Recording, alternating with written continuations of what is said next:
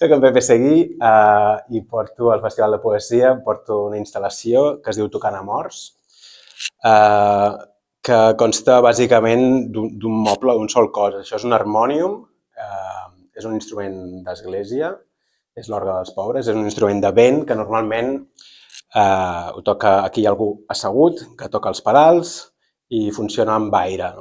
Jo el que he fet ha sigut modificar-lo i ara funciona com un autòmat. És una instal·lació en principi i final, vol dir que té un fil argumental, més o menys. És com un mantra, ens va portant un acord de re menor constant que ens porta a un espai així metafísic a través de 4 poemes de l'Enric Casasses, dits per la Mia Esteve. I res, és una peça curta de 10 minuts, però que ens porta de viatge.